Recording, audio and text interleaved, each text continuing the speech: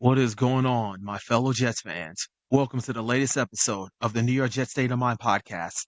My name is Malcolm Harper, aka MH Jets Fan 83. You can follow me on X, Instagram, and YouTube at MH Jets Fan 83, which is one word, all lowercase. You can find my podcast on Spotify, Apple Podcasts, iHeartRadio, and Amazon Music. This episode will also be available on my YouTube page at MH Jets Fan 83. Hope you all had a happy Thanksgiving, spending time with your loved ones, and had plenty to eat. Before I get to the latest Jets news, injuries, and previewing tomorrow afternoon's game against the Seattle Seahawks at MetLife Stadium, if you could do me a huge favor to like, subscribe, and comment on either Spotify, Apple Podcasts, iHeartRadio, or Amazon Music. For those of you who like to watch the video version of my podcast, this video and all of my previous videos are all available for your viewing pleasure on my YouTube page at MHJetsFan83. Also, if you could share this podcast with other Jets fans, that would be greatly appreciated. It helps the podcast and the channel to continue to grow. With that said, let's get to the latest news. Even with a bye week, the Jets are still making headlines for all the wrong reasons. The Athletic's Diana Rossini and Zach Rosenblatt had released several explosive articles in the past few days within the last week regarding the dysfunction of the New York Jets. What a disaster and a clown show the Jets have been. The common denominator in all this is the owner, Woody Johnson. And I've said in my previous episodes of my podcast, he has said on his own ways, thinking that, oh, I'm the owner, I own the team. And I get all that.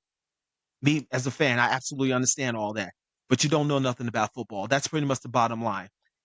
If what you need to do, Woody Johnson, you need to get your head out of your rear end and either sell the team or hire a president of football operations for that person to hire the GM and the head coach. Also, having the president of football operation answers to him instead of the owner. I'm going to stand by what I said as far as the power structure goes. The thing that Woody Johnson thinks it works. And I'm going to say it once and I'm going to say it again. It does not work. It will not work. And it will never work. So now, unfortunately, hiring a president of football operation didn't happen because Adam Schefter just tweeted earlier this week that he actually hired the 33rd team that consists of former Jets general manager Mike Tannenbaum and former Vikings general manager Chris Spellman. They will provide hiring data analysis and experience vet candidates to help hire the next GM and head coach. Now, whoever comes in as the new GM is going to have a nice core of young, talented players because the 33rd team's X account, they posted earlier this week this awesome post of the core pieces that are 28 and younger, all on the contract to at least 2025. And here is the list. Brees Hall, 23 years old. Garrett Wilson, 24 years old. Olu Fashanu, our first round draft pick in this past April's draft, he's 22. AVT, he's 25. Jermaine Johnson, he's 25. Quinn Williams is 27. His brother, Quincy Williams, 28. Sauce Gardner, even though he had a down year, and he's still young at 24 years old. And a projected 2025 top 10 pick. That's not too shabby at all as far as I'm concerned.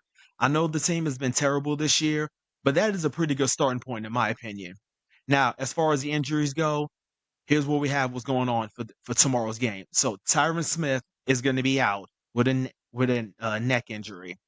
CJ Mosley, Brees Hall, Jake Hansen, and Xavier Newman are all questionable for the game. Malachi Corley, Morgan Moses, DJ Reed, Quantez Sigger, and Elijah Vera Tucker were all full participants at yesterday's practice. So they're all going to be good to go. And let me just say this about Aaron Rodgers. I know he's saying that he's not willing to go to IR without an injury, but Ian Rappaport has tweeted of the NFL Network. He says sourcing from his source and saying that Aaron Rodgers resists getting scans done out of fear of being forced to come out of the field because of the severity of the injuries. And you could tell from his voice when he was talking on the Pat McAfee show earlier this week that he doesn't deny all that going on. But in my opinion, I think he's hurt. Let's call it for what it is. I mean, he's hurt, and hopefully this is not going to be another version of Brett Favre. But that being said, let's talk about tomorrow afternoon's game against Seattle Seahawks. Now, according to the ESPN bet, the opening line number was -1.5 in favor of the Seahawks. And I'm speaking to you right now, as of this morning, Saturday.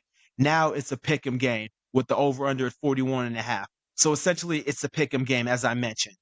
So last week, the Seahawks were 7-14 on third down. The Jets have struggled all year converting third downs. Even though the score was 16-6 victory against the Arizona Cardinals, Kyler Murray's pick six was the difference maker. Geno Smith threw a bonehead interception to keep the Cardinals in the game, but in the end, the Seahawks defense won the game. Also holding James Conner to 7 carries for just 8 yards. The Seahawks have the second-ranked passing offense in the NFL, averaging 257.2 yards per game, while the Jets' pass defense ranked second in pass defense allowing 147.9 yards per game. So my main key matchup will be the Seahawks wide receivers against the Jets secondary, especially with the matchup between DK Metcalf and Sauce Gardner. My next matchup I'm going to be looking at is Geno Smith versus the Jets pass rush. I'm hoping that the Jets can force Geno into mistakes. He was sacked 5 times last week against the Cardinals, so the Jets shouldn't be adding on to the sack total. I think Garrett Wilson is probably going to have a big day with a healthy and rested Aaron Rodgers coming off of a bye week. Now, for my prediction for this game, I have the Seahawks winning this game. I'm going to say 24-21, and the Jets are going to fall to 3-9. I just don't see the Jets really staying focused, especially coming off a bye week. And the Jets do not do well with extra time off anyway. So once the result comes tomorrow, I would not be surprised if they end up losing this game. So that's that's what's going on with my predictions for tomorrow's game. So before I get on out of here, let me get to my favorite part of this podcast, and that's a new follower shout out. As I always said, I'm a man of the people on this podcast. Each new follower that follows me on X, Instagram, and YouTube, you will get a shout out from me. So with that being said, I want to give a shout out to the following new follower that has just followed me on Instagram, Jetaholic75. That's my man, Anthony Trolla. You keep doing your thing, Anthony. I love your man cave that you showed on your social media accounts. You are doing it. So keep doing your thing, man. And as far as X goes, I don't have any new followers.